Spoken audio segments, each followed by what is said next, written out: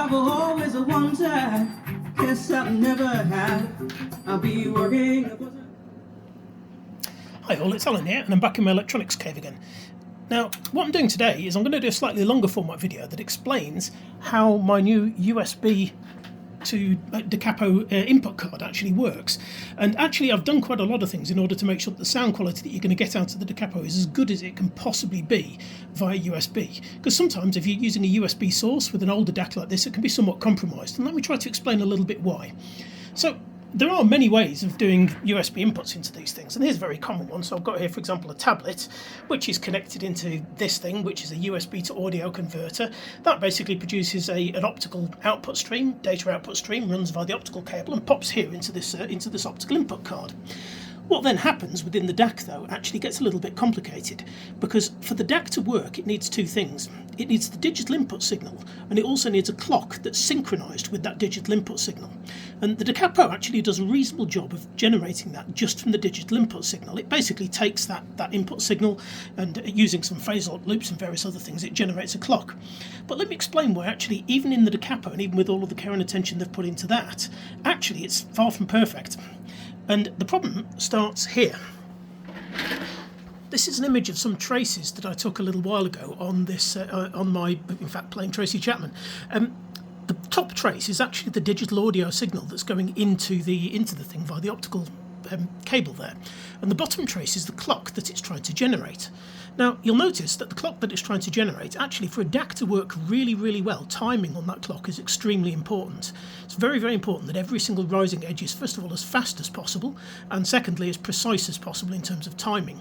And the DaCapo does a reasonable job of doing that, and you can see that it is synchronized with the trace above. But actually the way it does that is quite complicated, because you can see the trace above is anything but a smooth clock signal.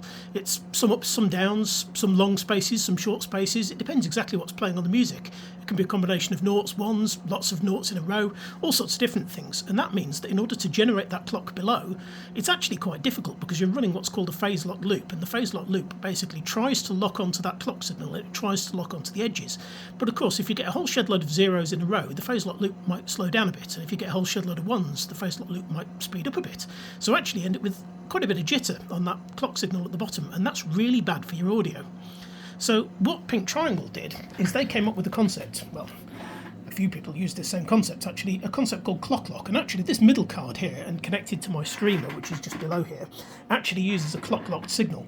And what happens in this case is the clock is actually generated on this card. You can see here there's a little crystal basically lurking at the end of the card there. And you'll notice if you look around the back here, there are actually two optical fibres. So the clock that's generated on the card here, one of them goes via the optical fibre into the back of this streamer. The streamer then locks onto that and uses it for its clock, and sends the digital audio signal perfectly synchronised with that back into the digital input of this card again. So that means that now, with this particular streamer design and this clock lock concept, the clock that the DAC is receiving is absolutely perfect. It's just the only jitter is any jitter that's generated in that crystal. That particular crystal is not brilliant, but it's it's very easy to fit an extremely low jitter crystal in there. So actually, with these kind of clock lock cards, and with my kind of high-end clock lock cards, this is just a test version, the clock that goes into the DAC is extremely good, and yet it's still synchronized with the audio input data stream. So, okay, so what about USB? So how on earth can I do this with USB? Right, well, this is where the clever folks at Savitech came up with this SA9227 chip, and this actually has two operating modes. One of them is it takes USB input from the PC that you were listening to earlier with a bit of Tracy Chapman on it, and it takes that and it can convert it into a digital audio stream, exactly the same, in fact, as the digital audio stream in either of these two. It's just a standard SPDIF digital audio stream. But what it does, because USB is inherently asynchronous, what that means is that there's a small buffer in that SA9227 chip. And what it does is actually the PC detects when the buffer's empty and then dumps some more data into it. So it just keeps the data in that chip permanently topped up. Now, why is that important? Well, why is that important is because it means that the data connection to the PC, the timing is really far from critical, because all of the critical timing goes on in that Savitech SA9227 chip that's labelled Bravo there.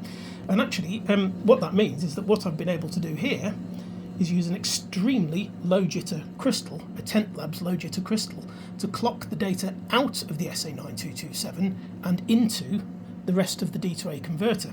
So the data that's actually coming out of there, the audio data stream, and more importantly the clock that is used to clock the DAC in this thing, actually both of those are extremely well synchronized and extremely low jitter. So that's why I'm using this Tent Labs low jitter 45.158 megahertz oscillator. That gives me exactly the right timing frequencies and everything to give me a perfect low jitter clock. Net effect, using USB, I'm able to derive a digital input source that is at least as high quality as the standard DaCapo input source that they used to use with their Cardinal transport. In fact, because I'm using better crystals and slightly better quality components and faster ICs and things like that, actually the timing's slightly better than it is in the original DaCapo crystals and the original DaCapo digital input cards. So actually I think with this USB input card you actually get better performance than I ever did with my Cardinal transport. And that's why I've built it. Looking forward to seeing if anybody's interested in these. I've already sold 3 of these so far, and I have to say that I'm just really looking forward to getting the customer feedback on them. Thanks everybody for listening.